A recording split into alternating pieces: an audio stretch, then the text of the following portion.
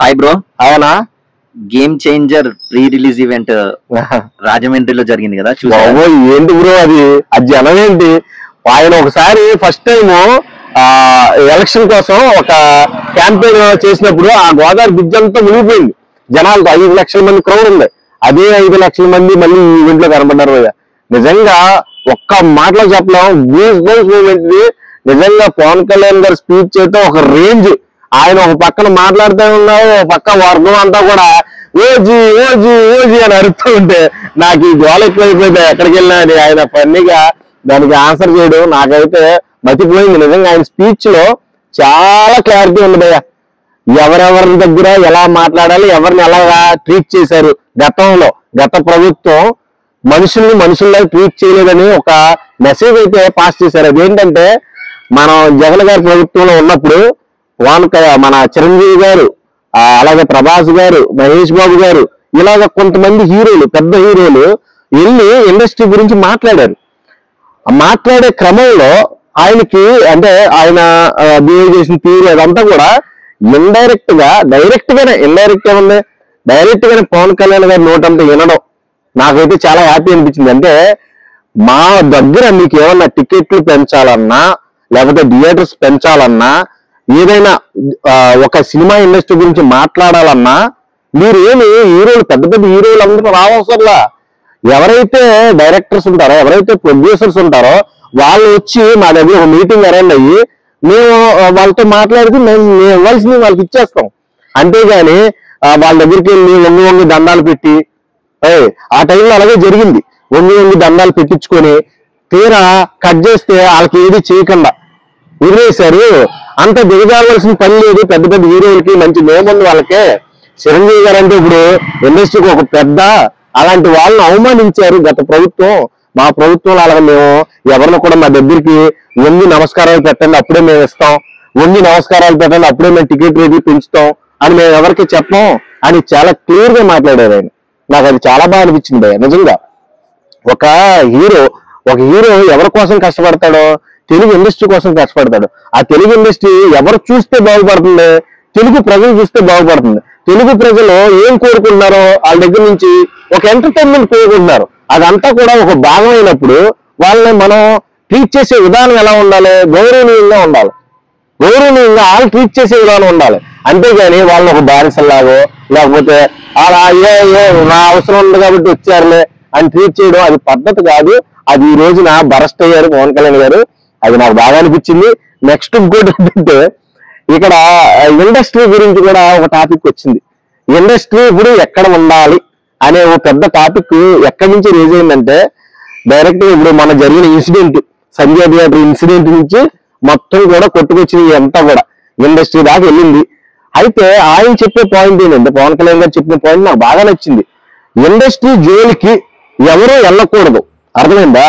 ఇండస్ట్రీలో రాజకీయం పెత్తందారీతనం ఉండకూడదు అని క్లియర్ గా చెప్పాడు. నిజం అది.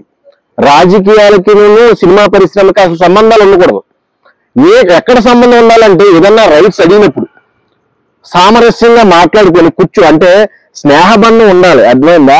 సినిమా ఇండస్ట్రీకి రాజకీయానికి స్నేహబంధం ఉండాలి, కానీ ఎప్పుడు కూడా వైరం ఉండకూడదని ఒక్క మొక్కలో తేల్చిపోయాలి. ఎవరి గురించి మాట్లాడాలో మీ అందరికీ తెలుసు, నేను ప్రత్యేకంగా చెప్పవసరం, అర్థమైందా? ఇంకొకటి ఏంటంటే, మా ఎన్డీఏ ప్రభుత్వం, మా కూటమి ప్రభుత్వం, మేము మా సినిమాలు ఆడడం ఇంకా భీమ్లా నాయకు ఆ టైంలో టికెట్ల రేటు పెంచమని అడిగితే మాకు ఇంకా పెంచలా గత ప్రభుత్వం.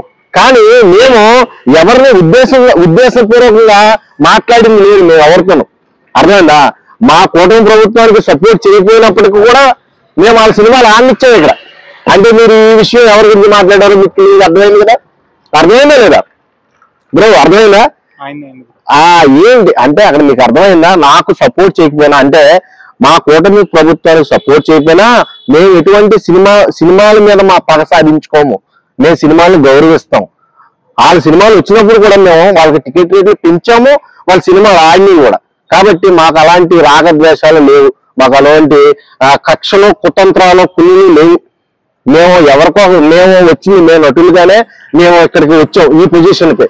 మేము నటులు గౌరవిస్తాం, మేము నటుల పట్ల బాధ్యతాయుతంగా పనిచేస్తాం అనే వెర్షన్ ఏదైతే ఉందో నిజంగా నాకు దిమ్మ తిరిగిపోయింది. పవన్ కళ్యాణ్ గారేనా ఇంతసేపు ఇంత వివరంగా మాట్లాడేసారు ఏంట్రా బాబు అని జనాలందరూ షాక్ అయిపోయి, నేను కూడా ఆ స్పీచ్ ఎంతోన్నాను సేపు కూడా చాలా అంటే చాలా నాకేందో తెలియని ఒక ఉద్యోగం కలుపు నుంచి వస్తా ఉంది. నిజంగా ఇది అంతా నిజమే కదా, ఆయన మాట్లాడేది అంతా ఆయన కోసమే కదా అని ఒక భావన నాలో కలిగిపోయింది. అది అంత క్లియర్ గా అంత పర్టికులర్ గా చిరంజీవి గారు ఇప్పుడు ఈ పరిశ్రమలో మెగా ఫ్యామిలీ ఈ రోజు గేమ్ చేంజర్ కోసం ప్రమోషన్కి వచ్చిన ఎవరు దయ్యా అంటే అక్కడ పైన మమ్మల్ని అందరినీ కూడా ఈ రోజున ఈ పొజిషన్ తీసుకొచ్చిన మా చిరంజీవి గారిదే. ఏదైనా ఆయనకే దక్కాలి, అర్థమైందా? ఈ రోజు మెగా ఫ్యామిలీ ఘనతంతా కూడా ఆయనకే దక్కాలని చాలా క్లియర్ స్టేట్మెంట్ అయితే ఒకటి పాస్ చేశాడు. ఇంకోటి ఏంటంటే ఈ మీటింగ్ లో ఓవరాల్ గా నాకు తెలిసింది తెలుగు ఇండస్ట్రీకి తెలంగాణ ఇండస్ట్రీకి విధంగా ఒక క్వశ్చన్ అడిగాడు. సార్ మరి మీరు అక్కడ తెలంగాణ అసోసియేషన్ ప్రెసిడెంట్ గా ఉన్నారు కాబట్టి మరి తెలుగు పరిశ్రమకు కూడా మీరు పట్టించుకోవాలి అని చెప్పినప్పుడు, సార్ నాకు రెండు కళ్ళు లాంటివి అంటే ఆ మాటలు వదిలేండి, అవన్నీ కవర్ కానీ ఏదో ఒక్కనే ఒకవైపే ఉంటది. మా సైడ్ కూడా ఏదైనా ఇన్స్టిట్యూట్లు పెట్టి మమ్మల్ని కూడా కొంచెం అభివృద్ధి బాటలోకి తీసుకెళ్ళిన మా వాళ్ళకి కూడా కొంచెం ఉపాధి కల్పించండి. ఇక్కడ కడపలో పెట్టండి, రాజమండ్రిలో పెట్టండి, అలాగే నెల్లూరులో పెట్టండి, అనంతపురంలో పెట్టండి, మంచి మంచి ప్లేసులు చూపిస్తాం, మీకు మంచి ప్లేసులు ఇస్తామని ఇండైరెక్ట్ గా ఆల్రెడీ చెప్పేశాడు ఆయన. అర్థమైందా? అంటే దిల్రాజు గారికి ఒక సొరక అనిపించాడు. అది స్లైట్ సొరక మాట. అదేంటంటే మీరు అక్కడే డెవలప్మెంట్ చూసుకోకుండా మా సైడ్ కూడా డెవలప్మెంట్ చేయడానికి చూడండి. తెలుగు పరిశ్రమలో కూడా ఇలాంటి మార్పు కోసం ఎదురు చూస్తున్నారు. ఇక్కడ రాజమండ్రి యువత అంతా కూడా ఎదురు చూస్తున్నారు మీకోసం. ఇలాంటి పెద్ద ప్రొడ్యూసర్స్ వచ్చి మా దగ్గర కూడా ఇన్స్టిట్యూట్లని లేకపోతే ఏదన్నా మంచిగా చెయ్యాలి, మా కుర్రోళ్ళు కూడా కొద్దిగా యాక్టింగ్ స్కిల్స్ పెంచుకుంటారో మీరు అలాంటివి కల్పిస్తే మాకని చాలా క్లియర్ గా చెప్పాడు. ఓవరాల్ గా ఇక సినిమా జోలికి వస్తే కట్ చేస్తే మొత్తం అక్కడ ఫ్యాన్స్ అందరూ కూడా పిఠాపురం అంటుంటే ఓకే నేను పిఠాపురం వాసినే, ఆ పిఠాపురం నుంచి వచ్చారు, ఓకే నమస్తే అని చెప్పాడు. వాళ్ళకి అందరికి కూడా ఒకటే స్టేట్మెంట్ ఏంటంటే ఈ రోజున శంకర్ గారు సినిమాలు చాలా ఆదర్శవంతంగా తీసుకోవాల్సిన చాలా బాధ్యత ఉంది మన మీద. శంకర్ గారు ఒక టైంలో తీసిన సినిమాలన్నీ కూడా బ్లాక్ బస్టర్స్. ఈ రోజున ఏదో 2-3 సినిమాలు అడప ఏదో ఫెయిల్ అయినాయి. కానీ ఓవరాల్ గా చూసుకుంటే శంకర్ గారు మార్పు ప్రతి చోట ప్రతి సినిమాలోనూ కనబడింది కూడా. ఈ మధ్య కాలంలో ఆయన కొంచెం డల్ అయినట్టు లేకపోతే ఏదైనా కావచ్చు, కొన్ని అనివార్య కారణాల వల్ల ఆయన కొంచెం లోపిచ్చి అవ్వచ్చు. కానీ ఎక్కువ మెజారిటీ ఆఫ్ పీపుల్స్ లైక్ చేసేది డైరెక్షన్ విధానంలో శంకర్ గారిని అని ఆయన క్లియర్ గా చెప్పాడు. శంకర్ గారి మార్కు మళ్ళీ గేమ్ చేంజర్ లో పడింది. గేమ్ చేంజర్ కూడా బాగా ఆదరించండి, ఇది బాక్స్ ఆఫీస్ బద్దలు కొట్టే సినిమా అని ఇది నా దర్శనంలో చెప్పాడు ఆయన. చాలా బాగా అనిపించింది నాకైతే. నిజంగా ఈసారి గేమ్ చేంజర్ భారీ ఎక్స్పెక్టేషన్ ఉంది. ఆల్రెడీ మనం విజయవాడలో చూస్తే బెనిఫిట్ షోలు ఉన్నాయి, అక్కడ ఆంధ్రాలో ఉన్నాయి. ఏదైనా అడగాలి అనుకుంటే సినీ పరిశ్రమ నుంచి మమ్మల్ని ఏదైనా మీరు డైరెక్ట్ గా అడగాలంటే పెద్ద హీరోలు వచ్చి మా దగ్గర కూర్చో అవసరం లేదు. ప్రొడ్యూసర్స్ కానీ లేకపోతే డైరెక్టర్లు కానీ ఎవరైనా కానీ వాళ్ళు వచ్చి అడిగినా మేము వాళ్ళకి ఇవ్వాల్సిన వెసులుబాట్లన్నీ కల్పించేస్తామని చాలా సీరియస్ గా చాలా క్లియర్ గా చెప్పాడు. అది మటుకు నాకు బాగా నచ్చింది. Power star Pawan Kalyan speech కి డిప్యూటీ సీఎం స్పీచ్ కి మధ్య డిఫరెన్స్ ఏం అనిపించింది అన్న మీకు? డిప్యూటీ సీఎం అంటే ఫస్ట్ టైం వచ్చాడు. అవునవునవును. ఇప్పుడు ఏం లేదు, పవన్ కళ్యాణ్ గారి స్పీచ్ ఆఫ్టర్ స్పీచ్ కంటే ఇప్పుడు బాగా డెవలప్ అయింది. ఎంత డెవలప్ అయిందంటే ప్రజలందరూ కూడా కాసేపు కూడా కనురెప్పేయకుండా వినేంత వినసొంపుగా. అంటే ఒక టైంలో స్టేజ్ ఫీర్ ఉండేది, ఎవరికైనా ఉంటది, నాకైనా ఉంటది. ఫస్ట్ టైం కెమెరా నా కళ్ళ ముందు పెట్టారనుకో నాకు కూడా భయం వేస్తుంది, అరే బాబు ఏ క్వశ్చన్స్ అడుగుతాడు ఏమో అన్నట్టుగా. ఆ ఫీల్ అనేది ఎవరికైనా సహజం, సర్వసాధారణం. అది కాకపోతే ఇక్కడ బాధ్యతాయుతంగా మాట్లాడే విధానం నాకు బాగా నచ్చింది. ప్రజల పట్ల బాధ్యత, దేశం పట్ల అంకిత భావం, ఇటువంటి లక్షణాలున్న ఏకైక వ్యక్తి పవన్ కళ్యాణ్ గారు. Deputy CM Pawan Kalyan. చాలా గర్వంగా చెప్తున్నాను నేను, ఇది మటుకు నోట్ చేసుకోండి. చాలా బాధ్యతతో చేసే మనుషులు చాలా తక్కువ మంది ఉన్నారు. సమాజం పట్ల బాధ్యతతో మెలిగే వ్యక్తులు, నాయకులు చాలా తక్కువ మంది ఉన్న సమాజంలో ఇతను ఒక ఆణిముత్యం అని చెప్పాలి. ఇలాంటి ఆణిముత్యాన్ని మనం మిస్ చేసుకోకూడదు. ఇటువంటి వాళ్ళని మనం గౌరవించాలి. ఇలాంటి వాళ్ళే మనకి నాయకులుగా ఎప్పుడు ఉంటే చాలా మంచి జరుగుద్ది, మనకి చెడు అయితే జరగదు అని నేను నమ్ముతా.